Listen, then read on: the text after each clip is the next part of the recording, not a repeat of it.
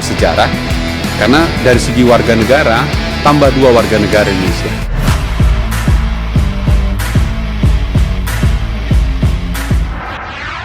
FIFA pamer kemewahan Timnas Indonesia. Seperti diketahui bahwa Timnas Indonesia U20 baru saja lolos ke Piala Asia U20 2023 usai menjadi juara grup F di babak kualifikasi. Hal itu didapatkan Marcelino Ferdinand dan kawan-kawan usai menang 3-2 atas Vietnam U19 di Stadion Gelora Bung Tomo, Surabaya pada Minggu 18 September 2022 lalu. Dengan hasil itu, tim besutan Sintayong pun berhak berlaga di Piala Asia U20 2023. Kesuksesan Indonesia U20 ke pentas Asia tidak saja meriah di tanah air, tetapi juga diramaikan di dunia melalui unggahan FIFA. Di mana FIFA juga ikut memamerkan kemewahan Timnas Indonesia U20 usai lolos ke Piala Asia U20 2023 dalam unggahan mereka di media sosial. Wajah Marcelino Ferdinand dan Kapten Muhammad Ferrari mendapatkan porsi besar dalam foto pada unggahan FIFA itu. Tidak hanya itu, badan sepak bola dunia tersebut juga menampilkan sejumlah momen saat Garuda Nusantara merayakan gol.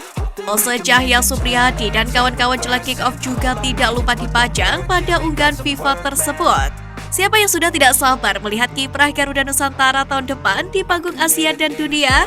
Tulis FIFA. Apresiasi itu diberikan FIFA kepada Timnas Indonesia U20 lantaran tidak saja lolos ke Piala Asia U20 2023, tetapi juga akan menjadi tuan rumah Piala Dunia U20 2023 mendatang. Dengan tampil apik selama kualifikasi Piala Asia U20 2023, Indonesia bisa jadi salah satu tim yang diperhitungkan pada putaran final Piala Asia U20 nanti. Babak baru pemain naturalisasi, 2 pemain siap bela Timnas Indonesia, 1 pemain masih jauh. Kabar baik menghampiri Timnas Indonesia lantaran proses naturalisasi dari Sandy Walsh dan Jordi Amat disetujui dalam rapat paripurna DPR kelima masa persidangan 1 tahun sidang 2022-2023, yakni pada Selasa 20 September kemarin. Itu berarti kemungkinan besar Sandy Walsh dan Jordi Amat bisa membela Timnas Indonesia di Piala AFF 2022. Timnas Indonesia sendiri tergabung ke dalam grup A Piala AFF 2022, di mana skuad asuhan Sintayong itu akan menghadapi Thailand, Filipina, Kamboja, dan pemenang antara Brunei Darussalam atau Timor Leste. Adapun Piala AFF 2022 akan digelar pada 20 Desember 2022 pada 16 Januari 2023. Timnas Indonesia sendiri akan melakoni 2 laga kandang melawan Kamboja dan Thailand. Sementara laga tandang Timnas Indonesia akan berjumpa dengan Filipina dan Brunei Darussalam atau Timor Leste. Di sisi lain, Sandy Walsh dan Jordi Amat dipastikan tidak bisa membela Timnas Indonesia melawan Kurasaw di laga FIFA Matchday pada 24 dan 27 September mendatang. Sebab masih ada beberapa proses yang harus dilewati oleh Sandy Walsh dan Jordi Amat. Proses naturalisasi Jordi Amat dan Sandy Walsh akan berlanjut ke tahap selanjutnya, di mana mereka berdua harus menunggu surat keputusan Presiden sebelum mengambil sumpah warga negara Indonesia di kantor wilayah Kemenkumham.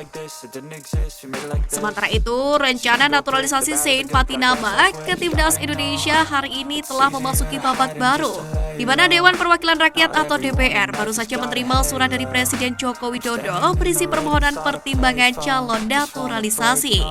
Hal itu disampaikan langsung oleh Wakil Ketua DPR RI Lodewijk Frederiks Paulus dalam rapat paripurna DPR RI pada Selasa 20 September 2022.